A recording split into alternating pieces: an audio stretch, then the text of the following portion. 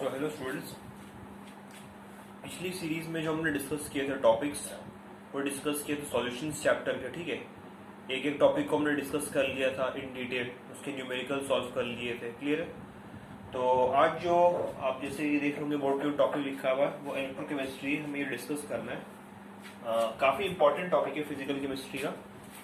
और समझ लो जेई हो चाहे नीट हो कुछ भी हो, हर साल एक नए क्वेश्चन तो फिक्स है इससे। इवन बोर्ड एग्जाम्स में ये आपका जो चैप्टर है ये 5 मार्क्स का आता है।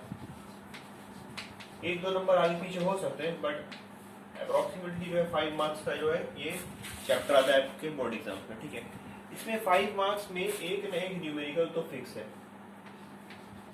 वन न्यूमेरिकल ये फिक्स है। ठीक है, वन न्यूमेरिकल फिक्स। और ये टॉपिक भी मैं आपको बता दूंगा कि कौन सा फिक्स्ड है। समझ लो 95% चांस जो है वो न्यूमेरिकल उस टॉपिक से आने ही आना है। ठीक है, 95। ठीक है, वो क्या है? 3 मार्क्स दैट इज, आपने सुना होगा शायद नर्स इक्वेशन। अगर नहीं सुना है तब भी कोई दिक्कत की बात नहीं है, मैं डिस्कस करूंगा इसको। ठीक है, नर्स इक्वेशन। बाकी 2 मार्क्स जो है, 2 मार्क्स जो है ये है क्या? थ्योरी। सही, 2 मार्क्स क्या? थ्योरी है। सही। अच्छा, तो ये एक ब्रीफ एनालिसिस हो गया हमारा कि कैसे कैसे बोर्ड एग्जाम्स में आपके लिए आ सकते हैं। वैसे जेई और नीट का मैं फिर करूँ, काफी इंपॉर्टेंट टॉपिक है ये। और इवन ये क्लास 11th का एक चैप्टर था, आपने पढ़ा होगा रिडॉक्स रिएक्शंस, उसी का एक तरह से मतलब एक्सटेंशन है इस चैप्टर में। ठीक है, अगर आपको रिडॉक्स ठीक से आता है मतलब समझ लो इलेक्ट्रोकेमिस्ट्री भी ठीक से कर लोगे। अगर नहीं भी आता है तब भी परेशान होने की कोई बात नहीं है। मैं जैसे जैसे बीच में टॉपिक्स आते आएंगे मैं डील करते आऊंगा, रिवीजन करा दूंगा रिडॉक्स का। ठीक है, तो ठीक है, तो आइए हेडिंग डालिए इलेक्ट्रोकेमिस्ट्री। पहला टॉपिक जो है इसमें हमारा जो है पहला टॉपिक वो है फर्स्ट टॉपिक इज इलेक्ट्रो। अच्छा, एक चीज और पहले लिख लो, एक मिनट। Electrochemical cell.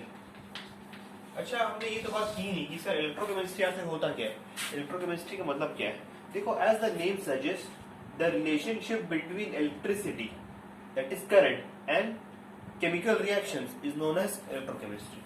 सही है, कई बार ऐसा होता है इलेक्ट्रोकेमिस्ट्री में कि हम कोई केमिकल रिएक्शन होता है उसकी वजह से इलेक्ट्रिक करंट प्रोड्यूस होता है। ठीक है ना, कई बार ऐसा होता है कि केमिकल रिएक्शन से जो है इलेक्ट्रिक करंट प्रोड्यूस होता है। ठीक है, ऐसा इसका उल्टा भी हो सकता है। कई बार ऐसा होता है कि हम कोई इलेक्ट्रिक करंट पास करें किसी सॉल्यूशन में तो कोई केमिकल रिएक्शन भी हो, ऐसा भी हो सकता है। ठीक है, स्पॉन्टेनियस रिएक्शन में। तो इलेक्ट्रोकेमिस्ट्री ये होता है। ठीक है, पहले टॉपिक क्या है हमारा? Electrochemical cell. देखो ध्यान से देखना इलेक्ट्रोकेमिकल सेल में हो क्या है, मैं आपको समझाऊंगा सारी चीजें क्या होता है, एक एक करके सारी चीजों को मैं क्लियर करते जाऊंगा। ठीक है, उससे पहले इलेक्ट्रोकेमिकल सेल में आगे बढ़ने से पहले एक एक्सपेरिमेंट मैं आपको बताना चाहता हूँ। एक्सपेरिमेंट क्या है ये एक्सपेरिमेंट? मैं आपको बताता हूँ। देखो क्या हुआ, देखो ये ऑब्जर्व किया गया कि अगर मैं किसी बीकर में CuSO4 का सॉल्यूशन ले लो, एक्वस का मतलब आपको पता ही होगा, सॉल्यूशन चैप्टर हम पढ़ के आ रहे हैं अभी। CuSO4 aqueous. ठीक है, ये ब्लू कलर का होता है, इसको ब्लू विट्रियोल भी बोलते हैं, इस चीज को ब्लू कलर। ठीक है, ब्लू कलर का होता है। अच्छा, अगर मैंने इसमें मान लो मैंने इसमें कोई जिंक की रॉड डिप कर दी। ठीक है, जिंक रॉड। ठीक है, टी इज इक्वल टू 0 है। क्या है बच्चों? टी इज इक्वल टू 0 मतलब initially. T is equal to 0 जब भी बोला जाए साइंस में तो इसका मतलब ये होता है कि इनिशियली। सही है, टी इज इक्वल टू 0 मैंने कैसे कर दिया। अच्छा, अब देखो थोड़ी देर बाद, कुछ टाइम बाद देखा ही गया कि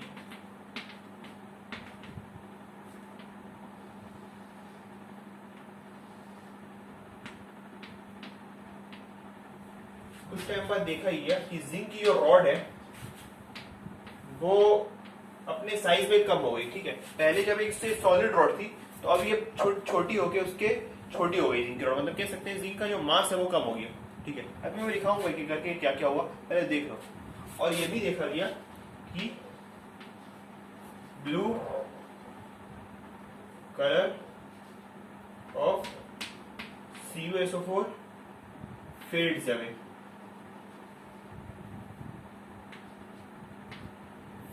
Fades away. Blue color of CuSO4 fades away. और यहाँ पे रेडिश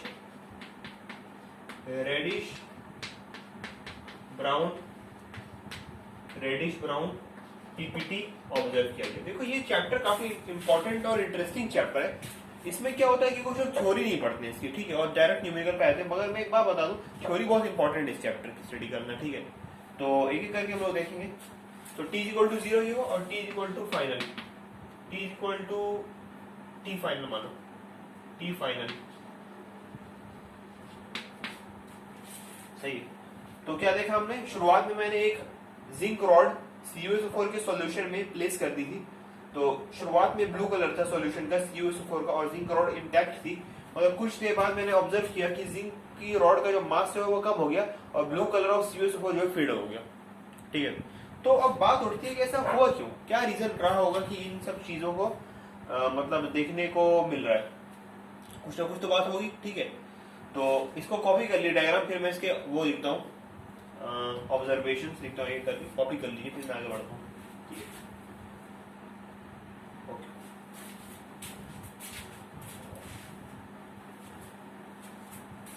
क्लियर?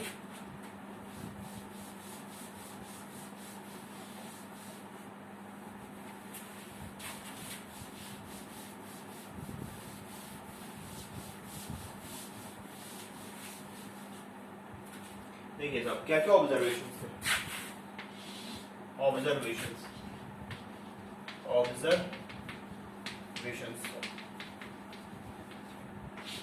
ऑब्जर्वेशन क्या है सबसे पहले, blue colour of CuSO4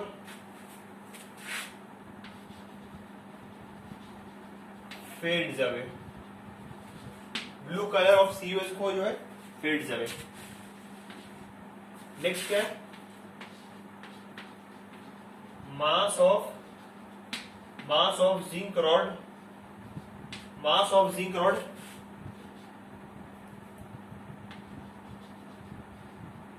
decreases. Mass of zinc rod क्या होता है बेटा, डिक्रीज करता है। ठीक है, तीसरा क्या है, तीसरा क्या ऑब्जर्वेशन रहा होगा, बोलो। ब्लू कलर तो हो गया, फेड हो गया। ठीक है, मास ऑफ जिंक रॉड भी क्या हो गया, डिक्रीज हो गया। Solution becomes warm. तीसरी प्रॉपर्टी के तीसरा ऑब्जर्वेशन क्या है, सॉल्यूशन बिकम्स वार्म। ठीक है, solution becomes warm, mass of zinc rod decreases and blue color of solution CuSO4 fades away। ठीक है, चौथी प्रॉपर्टी क्या हो सकती है इसमें, ठीक है, ये तीन प्रॉपर्टी है। तो ऑब्जर्वेशंस जो है तीन हो सकते हैं कि पहला तो ये हो गया ब्लू कलर इसका फेड हो जाएगा, mass of zinc rod decrease हो जाएगा और सॉल्यूशन वार्म हो जाएगा। सॉल्यूशन देखो वार्म इसलिए है, ये तो प्रॉपर्टी तो मैं स्टडी कर ली। तीसरी प्रॉपर्टी ये है कि असल में ये जो प्रोसेस है स्पॉन्टेनियस है, स्पॉन्टेनियस प्रोसेस है। ये जो हो रहा है मतलब इसमें हमें कोई एक्सटर्नली एनर्जी देने की जरूरत नहीं पड़ रही है, बस रॉड डिप करो सॉल्यूशन में और आपका कुछ देर बाद सॉल्यूशन जो हो जाएगा वार्म होगा। स्पॉन्टेनियस है, स्पॉन्टेनियस मतलब डेल्टा जी की वैल्यू क्या होगी सिस्टम की, gives free energy less than 0। Thermodynamics का सिलेबस सही है, तो स्पॉन्टेनियस है, gives free energy is less than 0। Clear? तो ऐसा क्यों हुआ, तो आइए इसको स्टडी करने के लिए हमें डायग्राम बनाना पड़ेगा। इससे पहले देख लीजिए ये सारे तीन ऑब्जर्वेशन, उसके बाद हम लोग आगे बढ़ते हैं। ठीक है, ठीक है, ये तीन ऑब्जर्वेशन थे, क्या क्या हुआ। अब इसको इन डिटेल स्टडी करने के लिए हमें इसका एनालिसिस करना पड़ेगा, एक एक करके हम स्टडी करेंगे इसको। ठीक है, ओके। तो चलिए इसका हम लोग डायग्राम बनाते हैं पहले तो कि हुआ क्या है आखिर में। उसके लिए समझने के लिए इलेक्ट्रोकेमिस्ट्री का जरा थोड़ा सा कॉन्सेप्ट मैं आपको बताना चाहता हूँ, ब्रीफ एक रिवीजन मैं चाहता हूँ आपका।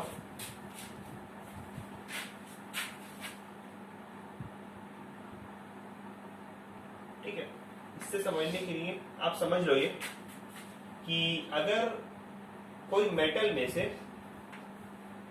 मेटल अगर n इलेक्ट्रॉन लूज करता है तो उसके ऊपर Mn प्लस का चार्ज आ जाएगा। Loss of electron is oxidation, इसकी मैं आपको वही बताऊंगा अभी याद करने का तरीका। और gain of electron is reduction. अब ये याद रखिए, लियो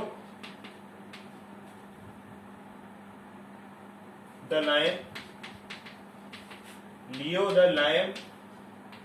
सेज शेर क्या कहता है, हुर्राता है, गर्र, ठीक है, लियो। देखो, loss of electron is oxidation, gain of electron is reduction. The lion says जो है ऐसी है, कोई जरूरत नहीं है, बस एक तरह का सेंटेंस जोड़ने के लिए मैंने बताया। Loss of electron is oxidation and gain of electron is reduction, ठीक है। तो loss of electron is oxidation and gain of electron is reduction, इतना आपको आना चाहिए, ठीक है। चलिए साहब बनाते हैं डायग्राम।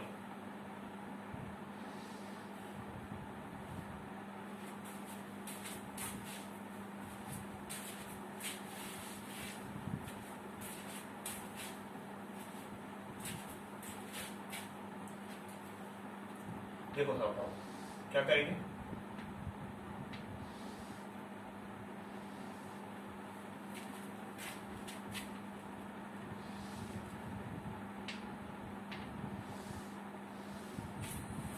दो बीकर ले लेंगे, ठीक है। एक बीकर में क्या करेंगे, एक बीकर में हम लोग ले लेंगे सपोज करो, अच्छा एक चीज और मैं आपको बताना चाहूंगा, इलेक्ट्रोकेमिकल सेल बनाने के लिए हमें दो तरह के सॉल्यूशंस की रिक्वायरमेंट होती है, ठीक है। दो हाफ की जरूरत पड़ती है, एक होता है एनोडिक हाफ और एक होता है कैथोडिक हाफ, ठीक है। तो ऐसे तो हमारे कोई भी मतलब दो चीज से तुम यूज कर सकते हो, जैसे तुम यूज कर सकते हो जिंक कॉपर सेल यूज कर सकते हो, आप यूज कर सकते हैं निकेल कैडमियम सेल, आप यूज सकते हैं निकल सिल्वर सेल, कुछ भी यूज कर सकते हैं। बट हमारा जो स्टडी है सिलेबस में जो इस पे फोकस किया गया है वो nickel zinc cadmium zinc copper cell को फोकस किया गया है। इसको डैनियल सेल भी बोलते हैं हम लोग, क्या बोलते हैं, डैनियल सेल, ठीक है। ऐसे न्यूमेरिकल किसी पे भी आ सकता है, ठीक है। बट जो प्राइम फोकस रहेगा इसमें, जो बुक्स में जो स्टडी किया गया है एनसीईआरटी वगैरह में जो बुक्स में दिया हुआ है जिसपे स्टडी किया गया इस सेल को, जिंक कॉपर सेल को होता है, ठीक है। जिंक कॉपर सेल को क्या भी बोलते हैं, वोल्टाइक सेल भी बोलते हैं। क्या बोलते हैं बच्चों, वोल्टाइक सेल, ठीक है। यहाँ पे मैं इलेक्ट्रोकेमिकल सेल का और भी नाम लिख देता हूँ, गैल्वेनिक सेल, वोल्टाइक सेल,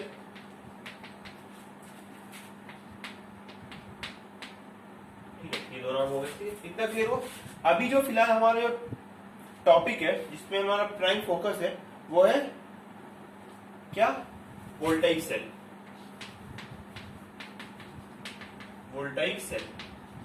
ठीक है। चलिए साहब, तो क्या करेंगे हम लोग,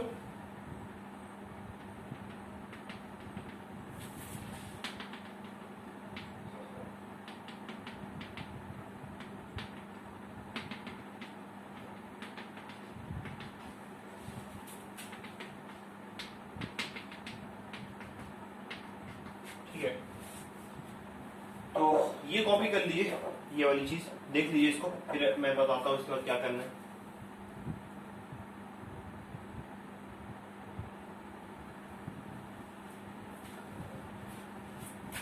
ठीक है,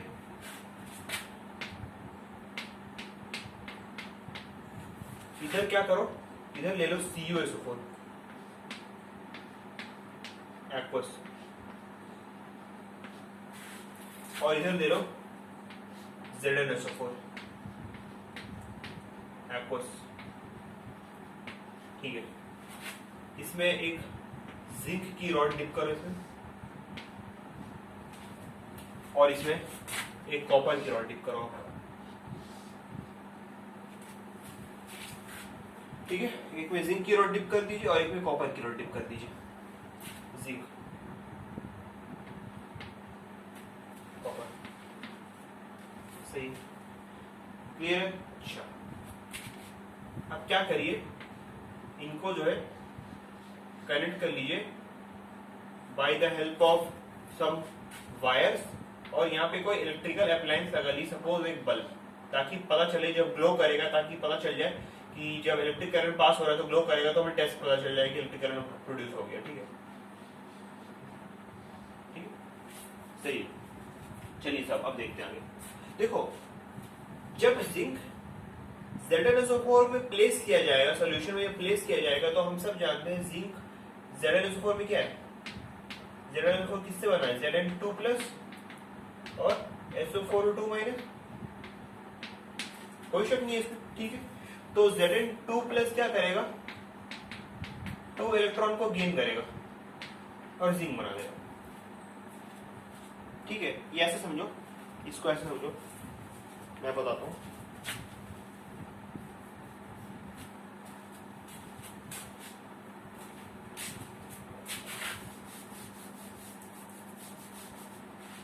देखो, जिंक की रॉड इसमें प्लेस की गई है, तो जिंक मेटल जो है 2 इलेक्ट्रॉन लूज करके Zn2 प्लस बनाएगा, कोई शक नहीं है, कोई दिक्कत की बात नहीं है। जिंक जब 2 इलेक्ट्रॉन लूज करेगा तो वो Zn2 प्लस बनाएगा, सही है। ठीक है, तो जाहिर सी बात है इसने 2 इलेक्ट्रॉन रिलीज किए, 2 इलेक्ट्रॉन रिलीज किए तो इलेक्ट्रॉन्स यहां से चलना शुरू हुए, ट्रेवल करना, ठीक है, आ रहे इधर की तरफ, और फाइनली यहां आ गए। अब देखो, इस सॉल्यूशन में भी यहाँ पे Cu2 प्लस है, पहले से CuSO4 से आगे CuSO4 से मिला ना Cu2 प्लस, और 2 इलेक्ट्रॉन जब से कंबाइन करेंगे तो यहाँ पे कॉपर का फॉर्मेशन हो जाएगा, सही है। Cu2 plus plus 2 electron gives Cu। तो जिंक, देखो जिंक रॉड ने जब इसमें प्लेस किया गया तो जिंक ने 2 इलेक्ट्रॉन लूज करके Zn2 प्लस बनाए, वो इलेक्ट्रॉन्स यहाँ से ट्रेवल करके Cu रॉड के पास पहुंचे, और यहाँ पे Cu के पास Cu2 प्लस पहले से फ्रॉम CuSO4 ये कंबाइन किया 2 इलेक्ट्रॉन, यहाँ पे Cu बना दिया। ठीक है, तो कहने का मतलब ये है कि जिंक का क्या हुआ है, ऑक्सीडेशन। ठीक है, और कॉपर का क्या हुआ है, कॉपर का क्या हुआ है, आई होप आपको दिख रहा होगा इतना, कॉपर का क्या हुआ, रिडक्शन हुआ, सही है, क्लियर। तो अब देखो हुआ क्या कि कॉपर का रिडक्शन हुआ, जिंक का क्या हो गया, ऑक्सीडेशन हो गया। ठीक है, तो ये है ZnSO4, ठीक है, क्लियर है। तो अब जैसा कि मैंने आपको बताया था कि पहले जब मैं आपको एक्सपेरिमेंट जब समझा रहा था, तो मैंने आपको बताया कि स्पॉन्टेनियस एनर्जी का प्रोडक्शन होता है उसमें। ठीक है, स्पॉन्टेनियस मतलब ग्रिप फ्री एनर्जी डेल्टा जो है लेस देन 0 इसका। तो इस केस में भी ऐसा जब सेटअप किया गया तो देखा कि बल्ब ग्लो करने लगा। इवन जो अपने समझ लो, जो आप मतलब वॉल क्लॉक्स में जो सेल यूज करते हो वो गैल्वेनिक सेल ही होता है। मगर आप बोलेंगे सर गैल्वेनिक सेल होता है मगर इसमें 2 कंटेनर तो नहीं होता, मतलब एक सिंगल सेल दिखता है। तो असल में होता क्या है कि वो उस सिंगल सेल में ही दोनों कंटेनर को कंबाइन करके एक बाउंड्री दे दी जाती है। ठीक है, तो वो एक सिंगल सेल देखने में लगता है कि 2 कंटेनर तो नहीं दिखते, उसमें सिंगल कंटेनर दिखता है। ठीक है, इसीलिए ऐसा होता है। ठीक क्लियर। तो Zn इसने इलेक्ट्रॉन लूज किया, ऐसा हुआ। ठीक है, अब सवाल उठ जाए कि ठीक है अगर ये ऐसा हुआ तो आजीवन इसे चलता रहना चाहिए, बट कुछ टाइम बाद जो है ये बल्ब जो है ग्लो करना बंद हो जाता है। कुछ टाइम बाद ये बल्ब जो है ग्लो करना बंद हो जाता है। तो सवाल उठता है ऐसा हुआ क्यों, कि क्या रिस्पॉन्सिबल है इस पर्टिकुलर फिनोमेना के लिए ऐसा हुआ। ठीक है, तो होता कुछ ऐसा है, देखो मैं बताता हूं आपको कि यहाँ पे Zn2 plus Zn2 plus Zn2 plus Zn2 plus, कहने का मतलब ये है कि इस रॉड के इर्द गिर्द चारों ओर चिपक के Zn2 प्लस आयन आ चुके हैं। ठीक है, Zn2 प्लस आयन इस रॉड के चिपक चुके हैं इसके अंदर, और वो इन इलेक्ट्रॉन्स को जाने नहीं दे रहे। क्यों? क्योंकि पॉजिटिव और नेगेटिव में हो रहा है अट्रैक्शन। तो ये पॉजिटिव चार्ज जो है इस नेगेटिव चार्ज को जाने नहीं दे रहा। ठीक है, पॉजिटिव चार्ज या नेगेटिव चार्ज को क्या जाने नहीं दे रहा। तो अच्छा ठीक है, इतना समझ में आ गया। अच्छा दूसरी बात क्या है, अगर किसी तरह बहुत ही स्ट्रगल करने के बावजूद ये इलेक्ट्रॉन यहां तक पहुंच भी गया तो होगा क्या, देखो यहाँ पे सल्फेट आयन है, सल्फेट आयन, ये सल्फेट आयन इन इलेक्ट्रॉन्स को रिपेल करेंगे। ये अगर एक इलेक्ट्रॉन यहाँ पे किसी तरह पहुंच भी गया तो सल्फेट आयन इन इलेक्ट्रॉन्स को रिपेल करेंगे। तो कहने का मतलब ये है कि इलेक्ट्रॉन्स का मूवमेंट नहीं हो पा रहा, इलेक्ट्रॉन्स का जो है वो मूवमेंट नहीं हो पा रहा। आप देखेंगे फ्लो ऑफ इलेक्ट्रॉन्स जो है फ्रॉम जिंक टू कॉपर है, फ्लो ऑफ इलेक्ट्रॉन्स जो है वो जिंक टू कॉपर है, सही है। तो ये प्रॉब्लम आ रही है, इस प्रॉब्लम को एलिमिनेट करने के लिए क्या करते हैं उससे हम लोग बाद में डिस्कस करेंगे। पहले ये समझ लो आप कि फ्लो ऑफ इलेक्ट्रॉन जो है वो जिंक टू कॉपर हो रहे हैं, ठीक है। अच्छा, अब अगर आपसे आपसे कोई पूछे कि फ्लो ऑफ इलेक्ट्रॉन्स तो पता चल गया, फ्लो ऑफ इलेक्ट्रिक करंट क्या रहा होगा, तो आप बोलेंगे सर फ्लो ऑफ इलेक्ट्रॉन्स के जस्ट उल्टा रहेगा flow of electric current, that is copper से जिंक। कॉपर से जिंक जो रहेगा, मैं आपका लिखूं,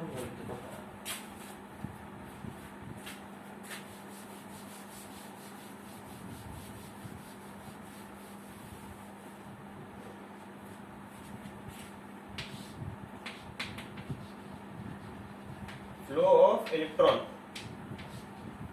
zinc to copper, flow of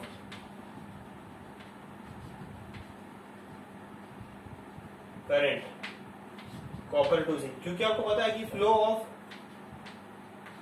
electron और डायरेक्शन ऑफ इलेक्ट्रिक करंट है एक दूसरे के जस्ट अपोजिट होते हैं। Conventional direction of electric current जो होता है इलेक्ट्रॉन्स के फ्लो के जस्ट अपोजिट होता है, ठीक है। अब एक बात समझिए आप, मैं आपको बताता हूं कि आपने ये हमेशा पढ़ रखा होगा कि सर एनोड जो होता है वो पॉजिटिवली चार्ज इलेक्ट्रोड होता है, कोई शक नहीं सर, बिल्कुल सही बात है कि एनोड जो होता है पॉजिटिवली चार्ज इलेक्ट्रोड होता है। बट जो है इलेक्ट्रोकेमिकल सेल में ये कन्वेंशन जो है वो जस्ट उल्टा हो जाता है, ध्यान रखना इस बात का, ठीक है। इलेक्ट्रोकेमिकल सेल में जो ये कन्वेंशन होता है कि एनोड पॉजिटिवली चार्ज इलेक्ट्रोड है, ये जस्ट उल्टा हो जाता है। एनोड जो होता है, एनोड ये क्या होता है, नेगेटिव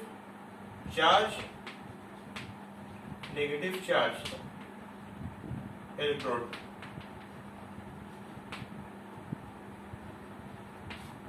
सही है। और ये जो होता है कैथोड,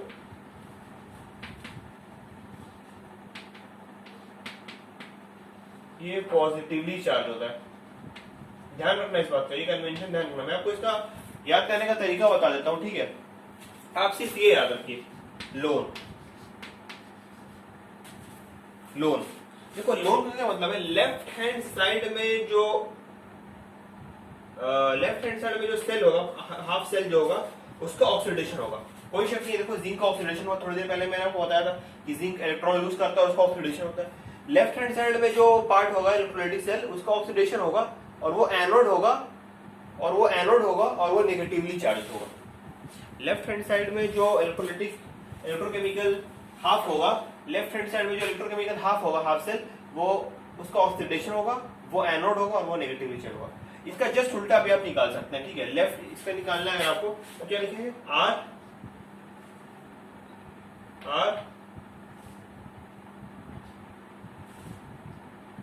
सी पी, राइट हैंड साइड में जो रहेगा उसका रिडक्शन होगा, वो कैथोड होगा, वो पॉजिटिवली चार्ज होगा। बट अब ये याद रखिए सिर्फ लोन, इससे आप एनालिसिस से निकाल लेंगे इसमें अपने हिसाब से, ठीक है। लोन याद रखिए सिर्फ, तो आपको याद रह जाएगा, ठीक है। ध्यान रखना इस बात का, लोन बहुत इंपॉर्टेंट और काफी अच्छा नेमोनिक है याद रखने के लिए। लोन बस आप याद रखो कि लेफ्ट हैंड साइड में जो होगा उसका ऑक्सीडेशन होगा, वो एनोड होगा और वो नेगेटिवली चार्ज होगा। बट किसके लिए है, सिर्फ और सिर्फ इलेक्ट्रोकेमिकल सेल के लिए वैलिड है, ठीक है। ध्यान रखना, यूनिवर्सली आप देखेंगे हमेशा एनोड पॉजिटिवली चार्ज इलेक्ट्रोड होता था, बचपन से आप यही पढ़ते हैं कि एनोड जो होता है एनोड जो होता है पॉजिटिवली चार्ज इलेक्ट्रोड होता है, बस। बट इसमें इलेक्ट्रोकेमिकल सेल केस में एनोड जो है हमेशा नेगेटिवली चार्ज होता है, ठीक है, क्लियर, ठीक। अब सवाल उठता है कि आखिर इस इलेक्ट्रोकेमिकल सेल कुछ टाइम के बाद काम करना क्यों बंद कर दिया, कुछ ना कुछ तो रीजन रहा होगा उसका, ठीक है। आइए रीजन देखने क्या रहा। रीजन भी आपको मैंने समझा दिया कि इलेक्ट्रॉन यहाँ से यहाँ जाने नहीं पा रहा, और यहाँ से अगर आप भी रहे तो रिपल्शन हो रहा है यहाँ पे जबरदस्त तरीके से। तो इस प्रॉब्लम को एलिमिनेट करने के लिए मुझे एक सॉल्ट ब्रिज की जरूरत पड़ेगी। आखिर सॉल्ट ब्रिज है क्या सर, आइए देखते हैं क्या है। सॉल्ट ब्रिज की आवश्यकता है।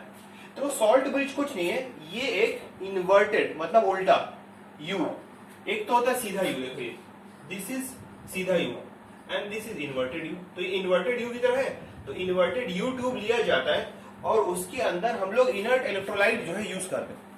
इनर्ट इलेक्ट्रोलाइट क्या होता है, इनर्ट इलेक्ट्रोलाइट वो होता है जो उसकी सॉल्यूशन के इलेक्ट्रोलाइट्स के आयन से या इलेक्ट्रोड से रिएक्ट ना करे, सही। इनर्ट इलेक्ट्रोलाइट वो होता है जो कि इलेक्ट्रोलाइट के आयंस या तो इलेक्ट्रोड से रिएक्ट ना करे, ऐसा हम लोग इनर्ट इलेक्ट्रोलाइट यूज करते हैं। मैं आपको बताऊंगा क्या यूज करेंगे इसमें, ठीक है।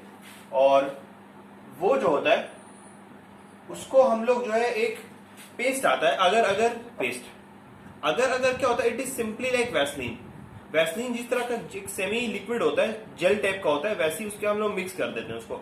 मतलब वो जो इलेक्ट्रोलाइट होता है, इनर्ट इलेक्ट्रोलाइट, उसको हम लोग अगर अगर जेली के साथ मिक्स कर देते हैं और इसके अंदर प्लेस कर देते हैं। उसका क्या रीजन है मैं आपको बताता हूँ। देखो कि अगर मैंने सिर्फ और सिर्फ इलेक्ट्रोलाइट ले लिया, जैसे मान लो मैं इसमें यूज करूंगा KCl, मैं आपको बताता हूँ KCl यूज करूंगा मैं, ठीक है।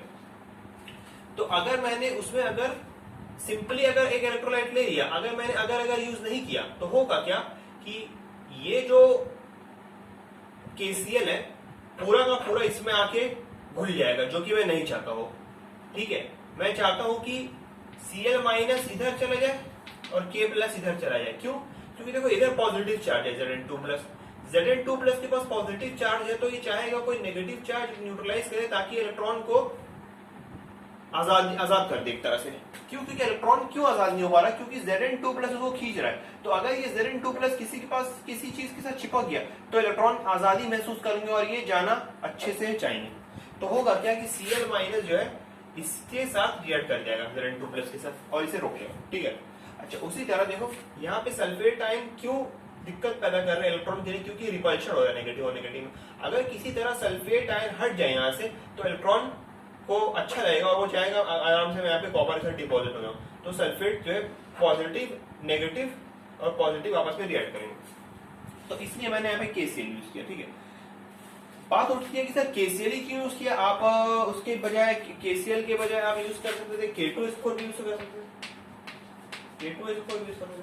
प्रॉब्लम क्या होती है देखो बेटा KCl के बजाय K2SO4 यूज करने में कि K2SO4 में पोटेशियम आयन है, ठीक है, कोई दिक्कत नहीं, बट सल्फेट आयन भी है और यहाँ पे पहले से सल्फेट आयन मौजूद है। मैंने कहा था कि इनर्ट इलेक्ट्रोलाइट देना जरूरी है, ठीक है, जो कि ना कि इलेक्ट्रोलाइट के आयन से रिएक्ट करे ना ही किसी इलेक्ट्रोड के साथ रिएक्ट करे। सही है, ठीक है, गॉट द पॉइंट, ठीक है। अच्छा, तो वापस आते हैं अपने उसमें डिस्कशन पे कि सॉल्ट ब्रिज में क्या हुआ।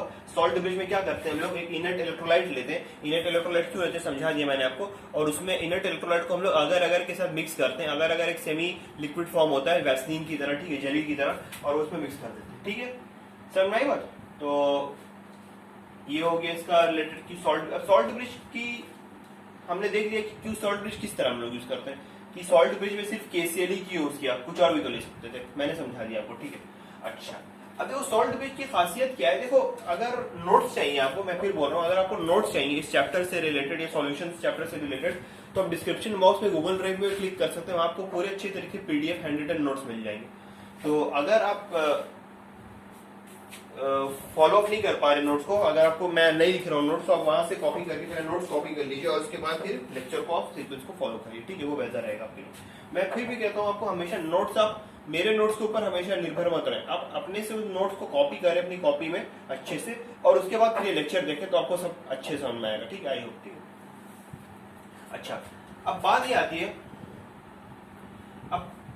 आती है कि ऐसा KCl में सॉल्ट ब्रिज हमने यूज कर लिया, सब चीजें यूज कर ली, ठीक है, अपने हिसाब से देख लिया, ठीक है। तो ठीक है, चलिए अब नेक्स्ट आती है कि uses of significance of salt bridge और सॉल्ट ब्रिज की सिग्निफिकेंस क्या होगी। और सर दूसरा जो टॉपिक रह गया वो ये है कि सिग्निफिकेंस ऑफ सॉल्ट ब्रिज के बाद जो हम स्टडी करेंगे वो स्टडी करेंगे कि why only a particular type of electrolyte is used in a salt bridge, ठीक है, ये देखेंगे। और इससे रिलेटेड कुछ क्वेश्चंस करेंगे, एग्जाम्पलर के कुछ प्रीवियस ईयर बोर्ड क्वेश्चन, ठीक है। अच्छा, ठीक है, क्लियर है, चलिए, थैंक यू।